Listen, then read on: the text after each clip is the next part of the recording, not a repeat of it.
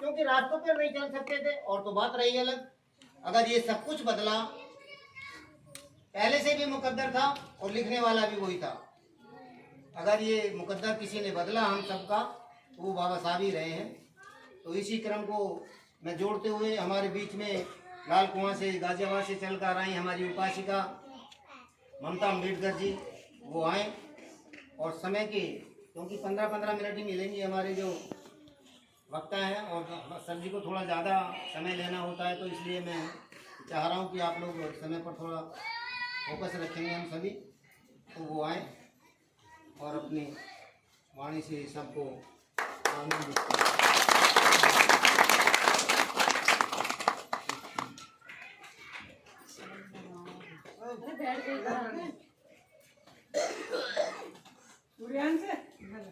सभी बहनों को मेरा बधाई, जय भीम। सभी भाइयों को, सभी को, सभी बच्चों को, सभी को मेरा तरफ से बधाई। जय भीम, जय भीम, जय भीम, जय भीम, जय भीम। तथागत बुद्ध जी के चरणों में नमन करते हुए, बोधिसत्व बाबा साहब डॉक्टर भीमराव अम्बेडकर जी के चरणों में नमन करते हुए, महामना ज्योतिबा फूले जी के चरणों में नमन करते हुए, त्याग मूर्ति दयामयी माता रमाबाई जी के चरणों में नमन करते हुए, ज्ञान की देवी सावित्रीबाई फूले जी के चरणों में नमन करते हुए, अपने समाज में जन्मे सभी महापुरुषों को नमन करती हूँ। और साथ में आए हमारे गुरु जी श्रद्धेय अधिकारी सर जी और साथ में पप्पू सर जी, सभी गाँव वासियों को मेरा उठाए। जय भीम। आज मेरी थोड़ी सी कान में परेशानी हो रही है, थोड़ी आवाज़, कोई बात नहीं, आ रही है आवाज़, कान से थोड़ी सी दिक्कत होगी, थोड़ी सी। कहा जाता है कि किसी भी महिला को कामयाब करने में या महान बनाने में उसके या तो पिता का हाथ होता है, या फिर पति भी हो सकते हैं, भाई भी हो सकते हैं। ऐसे ही एक पुरुष को महान बनाने में और विद्वान बनाने में किसी महिला का हाथ होता है। अगर किसी को जानकारी है कि बाबा साहेब को महान और विद्वान बनाने में किसका हाथ है, कोई भी बता सकते हैं छोटे से, अगर नहीं तो कोई बात नहीं। माता रमाबाई अम्बेडकर, इनके लिए ताली बजाएं। हमें माता रमाबाई के त्याग और बलिदान को नहीं भूलना चाहिए। माता रमाबाई का वो महान त्याग जिन्होंने बाबा साहेब को विद्वान बना दिया। माता रमाबाई जी की वजह से बाबा साहेब विद्वान बने, और उनकी विद्वानता की वजह से आज हम लोग सब इंसान बने। माता रमाबाई जी एक छोटे से परिवार से आती थी। उनका जन्म 7 फरवरी 1898 में हुआ था। उनके पिताजी का नाम भिक्खू जी दूसरे था। वो 4 बहन भाई थे। उनकी बड़ी बहन का पहले ही शादी हो चुकी थी, गौराबाई की, और जो 3 बच्चे थे, रमाबाई और एक दीपाबाई थी, और उनका भाई सबसे छोटा था, शंकर। तो उनके पिताजी उनको बहुत ही कठिन परिस्थिति में उनके पालन पोषण करते थे, क्योंकि वो बहुत ज़्यादा निर्धन थे। वो कुली का काम करते थे। भैंकला के पास में एक बाजार था। समुद्र से वो मछली मार्केट में मछली लाते थे टोकरी में भरकर, और मछली मार्केट में मछलियों में बेचा करते थे, और उसी के बल पर वो अपने घर की रोजी रोटी चलाया करते थे। कुली का काम कोई आसान काम नहीं था। भारी वजन की वजह से उनकी छाती में दर्द रहने लगा, और उसी दर्द की वजह से वो उनका मृत्यु का कारण बना। अनाथ बच्चों को, जब बच्चे अनाथ हो गए तो उनका जीवन बड़ा ही कष्टदायी होने लगा। अनाथ बच्चों को उनके चाचा और मामा ने उन्हें गोद ले लिया, उन्हीं ने उनकी देखभाल की। बाद में उनका पालन पोषण उनके चाचा मामा करने लगे। इधर बाबा साहेब के परिवार में भी आनंद राव की शादी पहले ही हो चुकी थी। अब रामजी राव को भीमराव की भी शादी करने का उनके जीवन में उन्हें लगा कि भीमराव की भी अब शादी कर देनी चाहिए। पहले बाल विवाह प्रचलित था। तो 9 साल की उम्र में भीमराव की शादी के लिए रमाबाई को उन्होंने देख लिया, और उससे पहले भी उन्होंने रामजी राव ने 2 लड़की पहले देख ली थी, जिससे क्या रिश्ते की एक लड़की से रिश्ते की बात हो गई थी उसके परिवार वालों से। जब उसकी बात हुई, लेकिन उन्होंने उस बीच में रमाबाई को देख लिया। रामजी राव ने उन्होंने अपना फैसला बदल दिया कि मुझे शादी रमाबाई से ही करनी है। लेकिन जब दूसरा रिश्ता ठुकराया उन्होंने तो उनके पिता को, उस लड़के के पिता को अच्छा नहीं लगा और उसने गांव की पंचायत बैठा ली। और पंचायत में जब रामजी राव को बुलाया गया तो उन्होंने कहा कि मैं दंड के लिए कुछ भी दंड भुगतने को तैयार हूँ, लेकिन मैं ये शादी नहीं कर सकता। उन्होंने दंड के तौर पे उन्हें 5 रुपए दिए, लेकिन रमाबाई से शादी करने का उन्होंने फैसला नहीं छोड़ा। इसी तरह उनकी शादी, रमाबाई की शादी 9 साल की रमाबाई की शादी बाबा साहब 14 वर्ष के थे उस समय। 14 वर्ष के भीमराव के साथ में उनकी शादी हो गई। रहन सहन उन्होंने 9 साल की उम्र में बाबा साहब के जीवन में प्रवेश किया। माता रमाबाई अनपढ़ बेशक थी, लेकिन सूझबूझ से बहुत समझदार थी। 9 साल की उम्र में होते हुए भी समझदार बहुत थी। बाबा साहब को इस बात का कुछ भी परेशानी नहीं हुई कि उन्हें पता था, अच्छी तरह से पता थी कि एक पत्नी, मेरी पत्नी अनपढ़ है। वो चाहते थे कि मैं अपने तरीके से रमाबाई को पढ़ा लिखा के तैयार कर दूँ। उन्होंने बहुत कोशिश करने के बाद में उन्हें पढ़ना लिखना तो सिखा दिया। जब बाबा साहब विदेश गए तो वो छोटे छोटे अक्षर लिखना सीख गई थी। और बाबा साहब जब वहाँ से पत्र लिखते थे तो रमाबाई को वो रामू के नाम से पुकारते थे, प्यार से उन्हें रामू कहते थे। और माता रमाबाई भी जब उन्हें पत्र लिखती थी तो उन्हें साहब कहकर पुकारती थी। और साहब हमें क्यों कहना चाहिए? माता रमाबाई अनपढ़ थी, लेकिन वो एक आईना दर्शा रही है कि हमारे जीवन में एक आदमी का, एक पुरुष का कितना महत्व है। साहब वो इसलिए कहती थी कि साहब जो हम अपने पति को कहते हैं, हम खुद अपने घर में रानी कहलाते हैं। अगर हम पति को साहब कहते हैं तो खुद घर की रानी कहलाती हैं। कुछ महिलाएं होती हैं घर में, कभी तू से भी बोल देती हैं झगड़े में, कभी कुछ बदतमीजी से पेश आती हैं। अगर कोई पत्नी अपने पति को नौकर बना के रखती है तो नौकरानी खुद ही कहलाती है। और जो महिला अपने पति को बादशाह बना के रखती है तो वो खुद ब खुद ही अपने घर की रानी कहलाती है। तो वही चीज माता रमाबाई अपने पति को बादशाह समझती थी। वो अनपढ़ होते हुए भी गर्व महसूस करती थी। जब बाबा साहब विदेश जा रहे थे तो महिलाओं ने उनके कान भर दिए कि रमा, डॉक्टर अंबेडकर को रोको, कहीं ऐसा ना हो, डॉक्टर अंबेडकर को रोको, कहीं ऐसा ना हो विदेश से जाके कोई गोरी मैम ब्याह कर लिया और तुम उनका मुंह ताक के ले जाओगी। रमाबाई ने हौसले के साथ कहा कि मैं अपने साहब को बड़े अच्छे से जानती हूँ, मेरे साहब ऐसा कभी नहीं कर सकते। बाबा साहब जब विदेश से पढ़ लिखे ऊंची से ऊंची डिग्री लेकर जब विदेश से वापस आए तो माता रमाबाई का खुशी के मारे कोई ठिकाना नहीं रहा। खुशी के मारे पूरे घर में झूम उठी और सभी को वो बताती कर रही आज मेरे साहब आ रहे हैं। खुशी का कारण ये था, जब बाबा साहब जा रहे थे तो महिलाओं ने उन्हें ताने दिए थे तरह तरह के। और उधर से आने के समय जब बाबा साहब विदेश से आते हैं तो उन पर 10 साल की शर्त रखी गई थी कि बड़ौदा महाराज ने जब उन्हें पैसे दिए थे तो उनके शर्त के अनुसार उन्हें विदेश भेजा गया था कि 10 साल की नौकरी तुम्हें करनी है। वो वहाँ पे नौकरी तो करने लगे आके, लेकिन उन्हें उनकी जाति के कारण कहीं भी उन्हें घर नहीं मिला।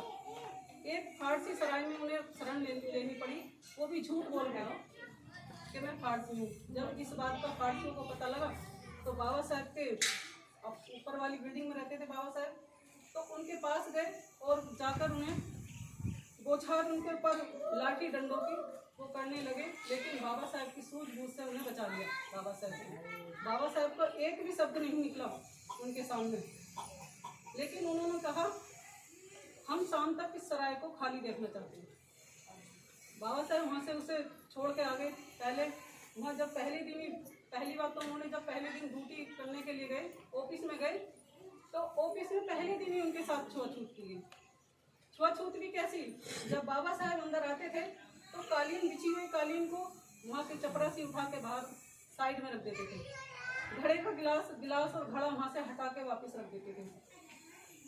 बाबा साहब एक दिन चपरासी से कहने लगा, फाइल मांगने के लिए कहा, तो चपरासी ने फाइल को एक छड़ी की नोक से उन्हें उठा के दी। बाबा साहब को ये बात अच्छी नहीं लगी तो उसने कहा, बाबा साहब कहने लगे उससे, चपरासी तो आप जानते नहीं हो मेरी पदवी क्या है?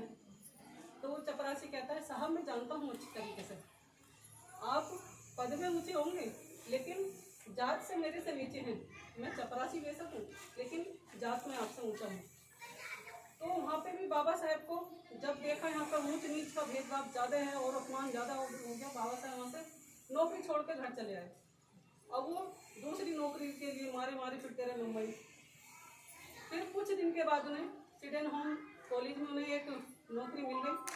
जब नौकरी मिली तो बाबा साहेब ने अपनी तनख्वाह, पहली तनख्वाह माता रमाबाई के हाथ में रखी। और जब माता रमाबाई के हाथ में रखी तो माता रमाबाई खुशी के मारे फूले नहीं संभाली कि आज पहली तनख्वाह मेरे पति ने मुझे ला के दी है, अब हमारे भी अच्छे दिन आने शुरू हो जाएंगे, मैं भी सब महिलाओं की तरह ऐसा दादी से रहूँगी।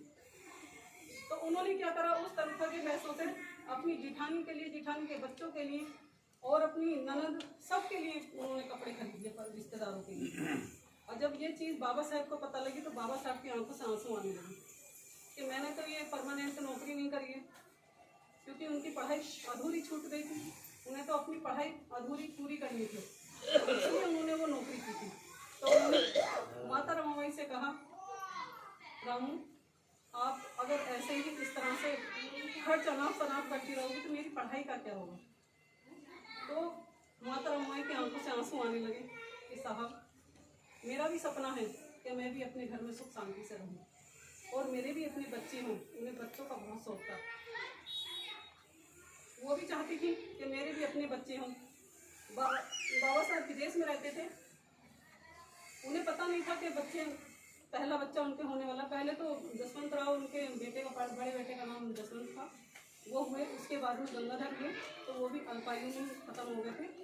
उनसे पहले एक नरेश नाम के थे तो वो भी ख़त्म हो गए थे। अब जब गंगाधर बहुत ज़्यादा बीमार हो गए, माता रमाबाई बताना नहीं चाहती थी क्योंकि वो विदेश में रह रहे थे बाबा साहब। वो नहीं बताना चाह रही थी कि मैं अपने पति को इस चीज़ की, इस बीमारी की घटना का मैं उन्हें बताऊं। लेकिन जब पानी सर से ज़्यादा ऊँचा उठ गया तो माता रमाबाई को बतानी पड़ी। कहा मेरा बेटा गंगाधर बहुत बीमार है। बाबा साहब ने उन्हें हौसला देते हुए कहा कि आप परेशान मत हो ना, आप अपने गहने बेच दो, कुछ भी करो, लेकिन गंगाधर को बचा लो। उन्होंने कोशिश बहुत की उन्हें बचाने की, लेकिन वो नहीं बच पाए। उनके पास उनके ऊपर कपड़ा डालने के भी पैसे नहीं थे। पड़ोसियों ने उनसे कहा कपड़ा लाने के लिए, तो जब कपड़ा नहीं था, उनके ऊपर कपड़ा डालने के लिए नहीं था, तो माता रमाबाई ने अपना कपड़ा फाड़ा, साड़ी का पल्लू फाड़ा और बेटे का शरीर ढका।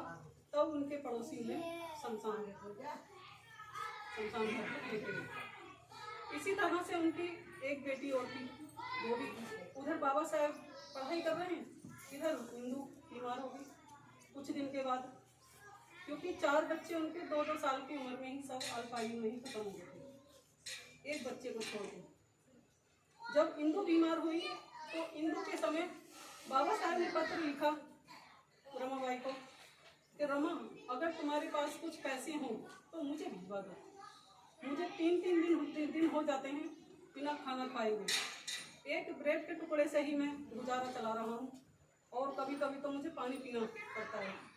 बाबा साहेब इतने अच्छे शहर में रहते हुए भी, जहाँ उन्हें किसी भी चीज़ की कमी नहीं थी, ना उन्हें ये एहसास हुआ कि जातिवाद होता क्या है, ऊंच नीच क्या होती है।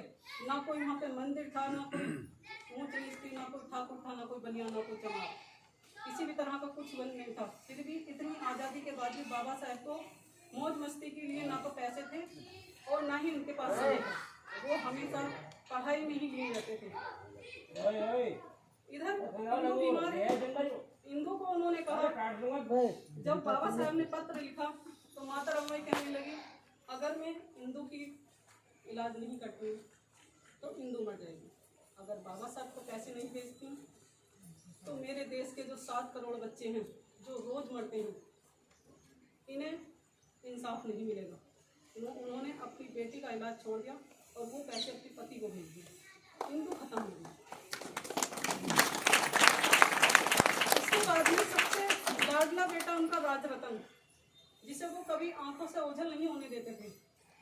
उन्हें डर था, 2-3 बच्चे पहले ही जा चुके थे। राजरतन के लिए वो बहुत ज़्यादा चिंतित रहते थे और उसका ध्यान भी रखते थे। माता रमाबाई यहाँ तक कि अगर कोई गंदे ताबीज बता देता था कि गंदे ताबीज इनके लिए लाने हैं, वहाँ पे कोई बता देता दूर से वहाँ पे ऐसा करने से ऐसा ठीक हो जाएगा। बाबा साहब को पता थी ऐसा करने से कुछ नहीं होगा, लेकिन उनकी खुशी के लिए वो कुछ बोलते नहीं थे, तो करते रहो जैसा करो। माता रानी हर एक कष्ट को सहन करने के लिए तैयार थी। धीरे धीरे पैसे के अभाव में बाबा साहब ये तो मुंबई में होते हुए भी वो कहीं मीटिंग में थे, कहाँ थे, जब वो एक रात ऐसी अंधेरी रात आई, राजरतन को डबल नमोनिया, और डबल नमोनिया होने के बाद में उसको कोशिश बहुत की बचाने की, गरीबी के अभाव में, पैसे के अभाव में राजरतन भी आखिरी सांसें गिन रहा था। और बाबा साहब के जो वो थे ये थे नानक चंद रक्कू, वो बाबा साहब के पास दौड़ के गए और उनसे कहते हैं कि साहब आपका राजरतन बहुत सख्त है। बाबा साहब जैसे उनके सुनते ही उनके पैरों के तले जमीन नहीं रही और घर बड़ी मुश्किल से उन्होंने पकड़ा। जैसे ही घर उन्होंने पकड़ा, देखा राजरतन को अपने हाथों में लिया, ऐसा लग रहा था जैसे राजरतन ने उनका ही इंतजार देख रहा था आने का। जैसे ही हाथों में पकड़ा, राजरतन की मृत्यु हो गई। अब बाबा साहब खड़े से गिर गए, माता रानी रो रो के कह रहे हैं। अब इधर राजरतन जब उसको ले जाने वाले थे तो माता रानी रो रो के बाबा साहब से कहती हैं, साहब आप तो कहते थे मेरा राजरतन देश का राज करेगा, लेकिन ये तो मर गया, ये कैसे राज करेगा। तो बाबा साहब कहते हैं, रामू तू तो मुझे रो के सुना सकती है, तू रो के मुझे बता सकती है, लेकिन मैं किसे रो के बताऊं। मैं तो अपना दुख किसी से रो भी नहीं सकता। तेरा तो एक राजरतन मरा है आज, लेकिन मैं रोज लाखों राजरतन को रोज एक रमा के कोख से मरते हुए देखता हूँ और मैं कुछ नहीं कर पाया। तो चिंता मत कर, रो मत, एक दिन मैं ऐसा काम करके जाऊंगा, इस देश पर हजारों लाखों महिलाओं के पेट से लाखों राजरतन पैदा होंगे। आज हमारे देश में लाखों राजरतन है कि नहीं, देश का राज कर रहे हैं, और लाखों रमाबाई, हर घर में रमाबाई मिलेगी। बाबा साहब जब विदेश से आए तो माता रानी बड़ी खुश हुई जब फिर वो पढ़ाई पूरी करने चले गए। और पढ़ाई पूरी करने के बाद में वो वहाँ से पढ़ाई उच्च शिक्षा प्राप्त करके आए तो माता रानी के कानों में भनक पड़ी कि आज मेरे साहब विदेश से पढ़ के वापिस आ रहे हैं। और उनकी खुशी में पूरे महाराष्ट्र के लोगों ने एक सभा आयोजित की, भारी सभा आयोजित की, और उसमें सभी को बुलाया गया, तो छोटे बड़े राजा महाराजा सभी थे। तो जब माता रमाबाई को पता लगा तो रमाबाई कहने लगी, आज मैं भी अपने साहब को देखने जाऊंगी, मैं भी उनको देखने जाऊंगी, उनका सम्मान होते हुए। माता रमाबाई ने सुबह सुबह 5 बजे से पहले सारा काम भुगता लिया, और अपना काम भुगताने के बाद में अपना जो बक्सा खोला उन्होंने, बक्सा खोलने के बाद देखते हैं उन्होंने जो अपनी साड़ी निकाली, साड़ी निकालने के बाद में देखा कि साड़ी में तरह तरह के हजारों छेद, और माता रमाबाई रोने लगी कि मैं कैसे देखने जाऊंगी अपने साहब को। फिर उनकी नज़र पड़ी बाबा साहब को। एक बार गायकवाड़ जी महाराज ने उन्हें एक पगड़ी पहनाई थी, उनके सम्मान के तौर पर पगड़ी पहनाई थी। उन्होंने वो पगड़ी धोई और धोने के बाद में वो गीली, कुछ सूखी कुछ गीली, इस तरह से वो पहन ली। पहनने के बाद में जैसे जैसे वो आगे चलती गई, अब वो पगड़ी जैसे सूख रही है, वो तो पगड़ी थी, वो इस तरह से सुपड़ती चली गई ऊपर। अब माता रमाबाई चारों तरफ देखती हैं और वो शर्मिंदा होने लगी और अपने आप में शर्मिंदगी महसूस करने लगी। जहाँ तो उन्हें पहली सीट पर बैठना था जाकर, लेकिन वो पहली सीट पर नहीं बैठी, ना दूसरी सीट पर बैठी। एक पेड़ का पास में, उस पेड़ के सहारे से खड़ी होकर बाबा साहब का सम्मान देखने लगी और आंखों में आंसू भरते हुए कहती हैं कि मैं कितनी धन्य पत्नी हूँ कि आज मेरे साहब का इतना बड़ा सम्मान हो रहा है। इस पूरे विश्व में मैं कितनी भाग्यवान पत्नी, एक अनपढ़ पत्नी को इतने बड़े विद्वान पति मिले। बाबा साहब जैसे मंच से उतर के नीचे आए, उनकी निगाह माता रमाबाई के ऊपर पड़ी और सब कुछ छोड़ के रमाबाई की तरफ भागे चले आए। देखा रमाबाई पगड़ी पहनी हुई है, तो उन्होंने माता रमाबाई का हाथ अपने हाथों में लिया और माता रमाबाई से कहने लगे, रानी मुझे माफ कर दे, मैं कितना अभागा पति हूँ, मैं तुम्हें एक साड़ी भी नहीं दे पाया। तो माता रमाबाई कहती हैं, साहब, उनके मुंह पे हाथ रख के कहती हैं, साहब आप ऐसा मत बोलो, अगर तुम्हें कुछ मुझे देना है तो एक चीज दे दो। तो बाबा साहब घबराने लगे, पता नहीं कौन सी चीज है माता रमाबाई मुझसे मांग ली, क्योंकि मेरे जेब में तो एक पैसा भी नहीं है, क्या पता कौन से गहने मांग ले, कौन सा जेवर मांग ले।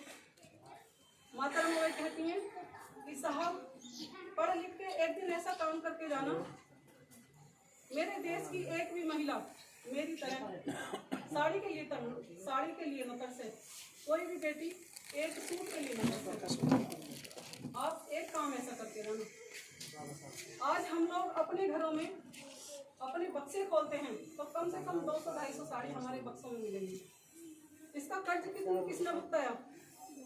माता रमाबाई जी ने भुगताया और बाबा साहब ने। अगर बाबा साहब ये कर्ज नहीं भुगताते, अगर वो इतने कष्ट सहकर भी अगर वो पढ़ते लिखते नहीं और हमारे समाज को जीने का अधिकार नहीं देते, पढ़ने का अधिकार नहीं देते, सड़कों पे चलने का अधिकार नहीं देते, गले में हांडी होती थी, जिन समाज के लोगों के गले में हांडी और पीठ पे झाड़ू होती थी, उन लोगों को, अछूतों को, सभी को गले में टाई पहना दी और पीठ पे कुर्सी लगा दी। क्या आज हमारे समाज में अधिकारी नहीं है, प्रोफेसर नहीं है? माता रमाबाई के आंसू विदेशों में बहते थे, बाबा साहब की आंखों से विदेशों में बहते थे। कष्टों के दिन में भी माता रमाबाई ने अपने जीवन की कश्ती बड़ी कठिनाइयों में चलाई थी। एक एक आंसू माता रमाबाई अपने पीकर अपने परिवार को चलाती थी। एक तरफ ज्योति व फूले साथ में खड़े, दूसरी तरफ हमारी महान माता रमाबाई थी।